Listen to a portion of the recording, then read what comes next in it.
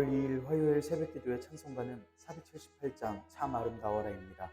함께 읽으실 말씀은 데살로니가후서 1장 5절에서 12절의 말씀입니다.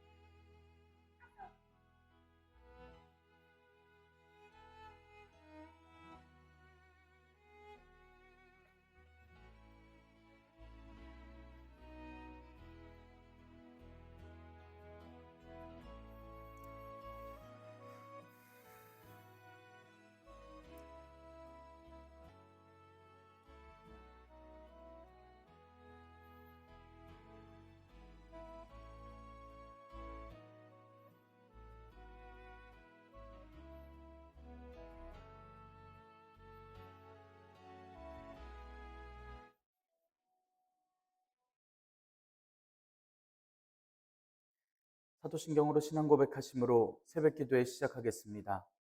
전능하사 천지를 만드신 하나님 아버지를 내가 믿사오며 그 외아들 우리 주 예수 그리스도를 믿사오니 이는 성령으로 잉태하사 동정녀 마리아에게 나시고 본디오 빌라도에게 고난을 받으사 십자가에 못 박혀 죽으시고 장사한 지 사흘 만에 죽은 자 가운데서 다시 살아나시며 하늘에 오르사 전능하신 하나님 우편에 앉아 계시다가 저리로서 산자와 죽은 자를 심판하러 오시리라. 성령을 믿사오며 거룩한 공예와 성도가 서로 교통하는 것과 죄를 사하여 주시는 것과 몸이 다시 사는 것과 영원히 사는 것을 믿사옵나이다. 아멘. 찬송가 478장 참 아름다워라입니다. 참 아름다워라 주님의 세계는 저솔로몬의 옷보다 더 고운 백합화 주 찬송하는 듯 저 맑은 새소리 내 아버지의 지으신 그 솜씨 깊도다. 참 아름다워라 주님의 세계는 저 아침에와 저녁 밤하늘 빛난 별 망망한 바다와 늘 푸른 봉우리 다 주 하나님 영광을 잘 드러내도다. 참 아름다워라 주님의 세계는 저 산에 부는 바람과 잔잔한 시냇물 그 소리 가운데 음성 들리니 주 하나님의 큰 뜻을 다할 듯하도다. 아멘.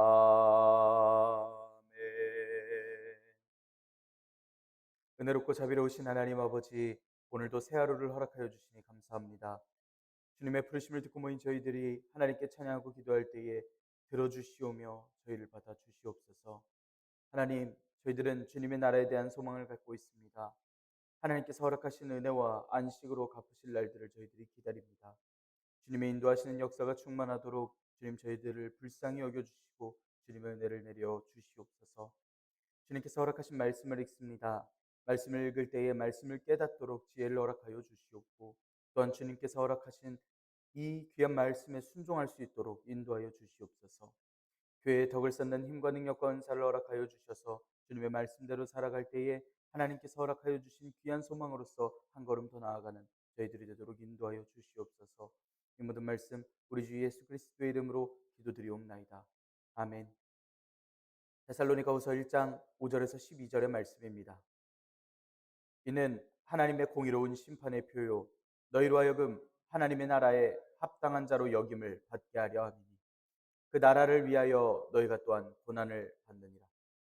너희로 환난을 받게 하는 자들에게는 환난으로 갚으시고 환난을 받는 너희에게는 우리와 함께 안식으로 갚으시는 것이 하나님의 공의시니 주 예수께서 자기의 능력의 천사들과 함께 하늘로부터 불꽃 가운데에 나타내실 때에 하나님을 모르는 자들과 우리 주 예수의 복음에 복종하지 않는 자들에게 형벌을 내리시리니 이런 자들은 주의 얼굴과 그의 힘의 영광을 떠나 영원한 멸망의 형벌을 받으리로다. 그날에 그가 강림하사 그의 성도들에게 영광을 받으시고 모든 믿는 자들에게서 놀랍게 여김을 얻으시리니 이는 우리의 증거가 너희에게 믿어졌음이라.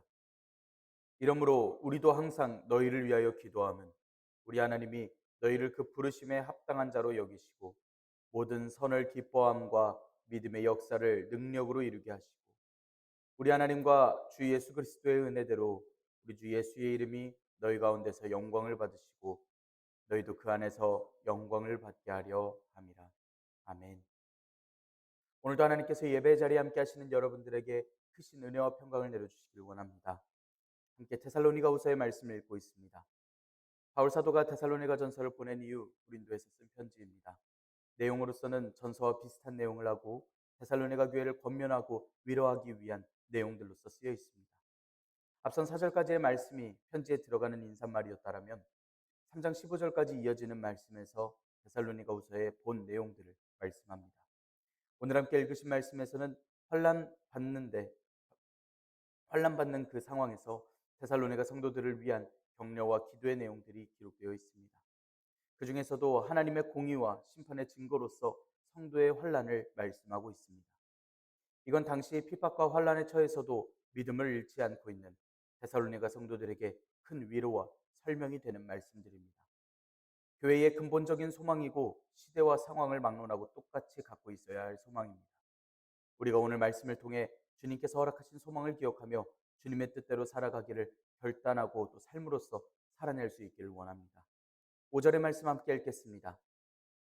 이는 하나님의 공의로운 심판의 표요 너희로 하여금 하나님의 나라에 합당한 자로 여김을 받게 하려 함이니 그 나라를 위하여 너희가 또한 고난을 받느니라. 5절의 말씀에 이는 이라고 시작하는 것은 성도가 이 세상에서 고난받는 것 그리고 그 가운데에서 인내와 믿음을 지키는 것을 말씀합니다. 이게 공의로운 심판의 표가 될 수 있는 이유는 다음과 같습니다.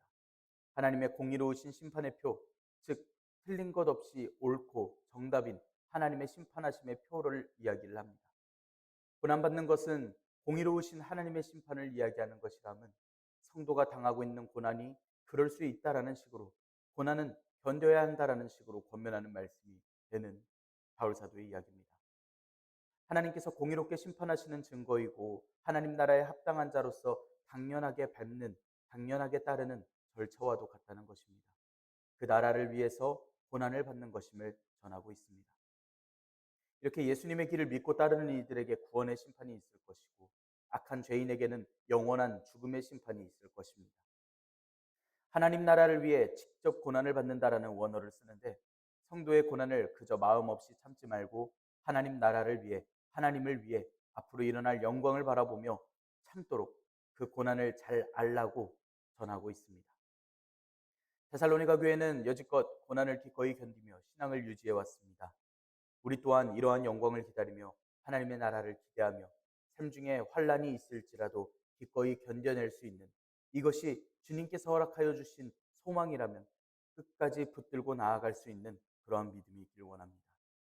이어서 바울 사도는 말씀을 통해서 하나님의 심판의 원칙이 무엇인가를 이야기를 하며 환난받는 성도에게 소망과 설명을 해주고 있습니다. 6절 7절의 말씀 함께 읽겠습니다. 너희로 환난을 받게 하는 자들에게는 환난으로 갚으시고 환난을 받는 너희에게는 우리와 함께 안식으로 갚으시는 것이 하나님의 공이시니 주 예수께서 자기의 능력의 천사들과 함께 하늘로부터 불꽃 가운데에 나타내실 때에, 말씀에서 환난을 받게 하는 이라고 하는 원어는 포도를 짓눌러서 포도즙을 짜내는 것을 의미합니다. 그만큼의 큰 고통을 이야기를 하는데 성도에게 이런 고통을 가하는 이들에게 하나님께서 동일한 환난으로 갚아주실 것을 이야기를 합니다. 이 환난에 대한 말씀은 계시록에서도 말씀합니다. 구름 위에 앉으신 분께서 휘둘러서 추수하신 곡식이 따로 있었고 천사가 휘둘러 추수한 익은 포도가 따로 있었습니다. 이렇게 추수된 포도는 하나님의 진노의 큰 포도주 틀에 던져지고 성 밖에서 그 틀이 밟히고 틀에서 난 피가, 그 포도즙과 같은 피가 1600 스타디온에 이르고 말 굴레에까지 닿는 그런 심판의 말씀을 봅니다. 말씀대로 그대로 보응하시는 하나님의 공의로우심을 알게 합니다. 저 포도에 해당되는 이들은 자비 없이 저렇게 추수를 당할 것인가 생각해 보면 또 그렇지는 않습니다. 자비와 사랑의 하나님께서는 진심으로 회개하는 자는 용서하여 주십니다. 하지만 회개하지 않고 계속 악을 범하며 교회에게 환난을 더하는 이들에게 반드시 벌을 주실 것을 알게 합니다. 말씀을 듣고 복음에 따라 살기를 다짐하여 회개하면 살고 아니면 죽을 것이라는 이 관계가, 이 이해가 되지 않는다면 전도를 위해서, 복음을 위해서 받는 성도들의 고난에 아무런 의미가 없어집니다. 우리는 성도로서 하나님의 섭리에 동참하게 되는 것이고 받는 환난이 어려울지라도 복음을 지키면서 살아갈 때 세상 사람들이 저 교인은 복을 못 받고 죽어나간다라고 할지 몰라도 우리는 주님과 동행하며 하나님의 위로와 하나님의 복과 하나님 나라라고 하는 확실한 소망을 가지고서 살아가고 있음을 우리는 이해하고 살아가야 한다는 것입니다. 안식으로 갚으신다라고 하실 때의 안식은 팽팽하던 활이 느슨해진다라고 하는 원어를 씁니다. 이건 세상에서 혹독하게 팽팽하게 잡아당겨졌던 그러한 환란이 이제는 느슨해지는 것을 말씀합니다. 이런 안식과 은혜는 완전한 안식을 허락하실 하나님께서만 주시는 하나님의 은혜입니다. 바울 사도는 그 안식을 우리와 함께 갚으신다라고 말씀합니다.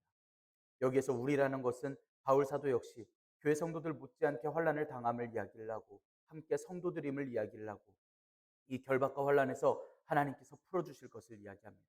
하나님께서 허락하시는 은혜는 사도들이나 교회의 성도들이나 차이 없이 동일하게 임하실 은혜라는 것을 알게 합니다. 하나님의 공이라는 것은 하나님께서는 악인에게는 환란으로 갚으시고 환난받은 교인에게는 안식으로 갚으실 것이라는 사실이 반드시 있을 것이라는 설명입니다. 예수님께서 불꽃 중에 나타나심을 이야기합니다. 예수님께서 다시 오실 때의 말씀입니다. 나타나신다라는 원어는 감춰져 있던 게 보인다라는 원어를 씁니다. 예수님께서는 마지막 날에 이 땅 중에 임하십니다. 승천 후에 줄곧 뵐 수 없었던 분인 줄 알았는데 이 땅 위에 다시 오심으로써 모든 사람들이 예수님의 오심을 보게 됩니다. 천사들과 함께 하시고 불꽃 가운데에 다시 오십니다. 불꽃 가운데라는 표현은 하나님의 진노와 관련해서 쓰인 적이 있는 원어이기 때문에 예수님의 다시 오심에 하나님께서 심판하심을 포함한 말씀이라는 것이 이해가 되는 그러한 표현입니다. 이어지는 말씀에서는 예수님께서 다시 오실 때 벌받을 이들에 대해서 말씀합니다. 8절 9절의 말씀입니다.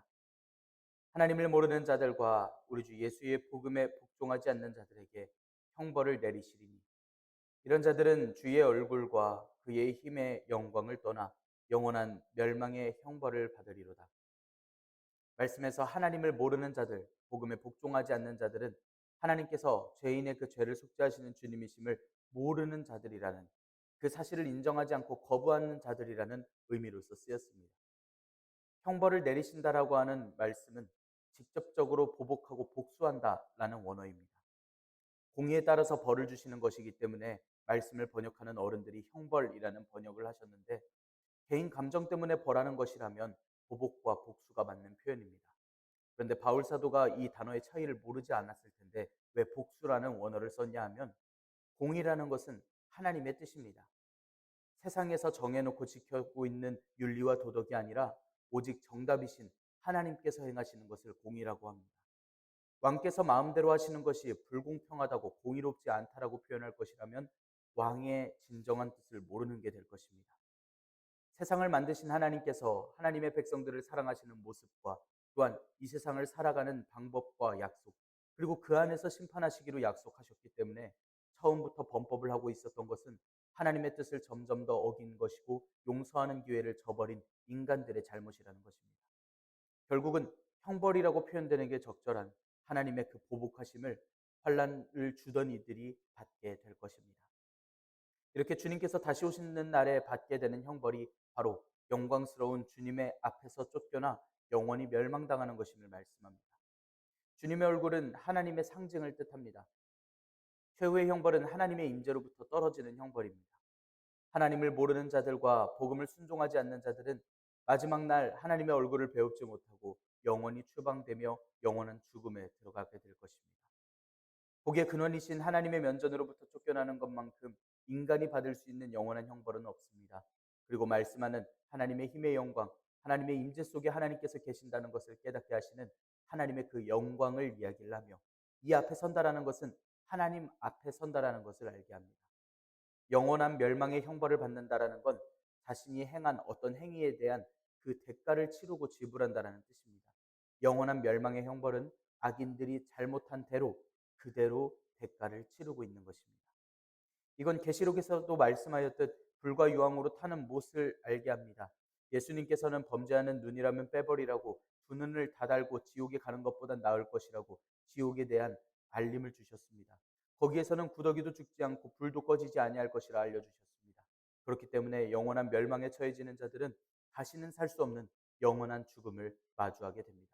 이것이 바로 하나님께서 이야기하시는 영원한 멸망의 형벌이 됩니다. 10절의 말씀 함께 읽겠습니다.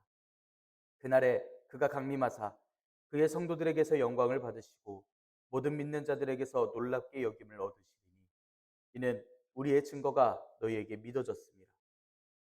그날이라는 것은 예수님께서 다시 오시는 날을 이야기합니다. 그렇게 다시 오실 땐 주님께서 성도들로부터 영광을 받으실 것입니다. 성도들이 함께 주님을 찬양하고 놀랄 것입니다.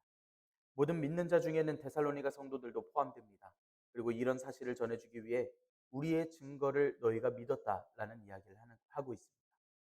바울 사도가 예수님께서 다시 오실 때 영광에 동참하며 동탄하게 될 놀라게 될 그 모든 믿는 자들 가운데 데살로니가 성도들도 포함된다라는 사실을 굳이 이야기하고 있습니다. 이 이유는 바울 사도가 전한 복음을 믿었음을 보여주기 위함입니다. 이 말씀은 데살로니가 성도들에게 큰 위로가 되어줍니다. 예수님께서 다시 오실 날에 대한 소망으로서 모인 교회지만 점점 예수님께서 오시는 날이 하루하루 늦어지고 있다라고만 생각되고 있었습니다.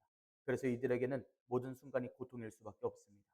하지만 예수님의 말씀을 알고 언제 도적같이 임할 줄 모르는 하나님의 날을 기다리고 있는 그 모든 것이 주님의 뜻대로 진행되고 있다는 것을 알고 있다면 주님께서 부르신 친구와 같은 이들은 소망 속에서 벅찬 기대 속에서 주님을 기다리고 있게 됩니다. 비록 분명 지금은 핍박과 환난 중에 있어서 어렵고 괴로울 수 있습니다. 하지만 예수님께서 다시 오실 때 그 영광에 동참할 것이라는 그 사실은 그들이 지금 당하고 있는 환난으로 인해 갖게 되었을 고통과 두려움을 없애버릴 큰 위로가 되어주고 또 내일을 살아가도록 하는 격려와 위로의 말씀이 됩니다. 11절 12절의 말씀 함께 읽겠습니다. 이러므로 우리도 항상 너희를 위하여 기도함은 우리 하나님이 너희를 그 부르심에 합당한 자로 여기시고 모든 선을 기뻐함과 믿음의 역사를 능력으로 이루게 하시고 우리 하나님과 주 예수 그리스도의 은혜대로 우리 주 예수의 이름이 너희 가운데서 영광을 받으시고 너희도 그 안에서 영광을 받게 하려 함이라. 바울 사도가 데살로니가 성도들을 위한 기도를 합니다. 바울 사도의 일행들은 교회를 위해 쉬지 않고 기도를 하는데 예수님께서 다시 오시는 날 하나님의 공의의 심판이 있고 또 믿는 성도들은 예수님의 영광에 동참하게 될 것이라는 사실이 너무나도 확실하기 때문입니다. 기도의 내용이 예수님께서 다시 오실 때 교회가 바로 서기를 원하는 기도의 내용입니다. 먼저 하나님께서 부르심에 합당한 자로서 교인들을 여겨주시기를 기도함을 전합니다. 하나님께서 죄인들을 부르시는, 천국으로 부르시는 그 부르심에 합당한 자로서 세워주시길 기도합니다. 하나님께서 불러주심에 합당한 존재로 더욱더 성장하도록 하나님께서 이끌어 주시고, 마치 바울사도의 삶처럼 성도들이 살아갈 수 있기를 소망하는 기도의 제목을 전합니다. 또 다음 내용은 믿음의 역사를 능력으로 이루게 하심이 바울사도의 두 번째 기도 내용입니다.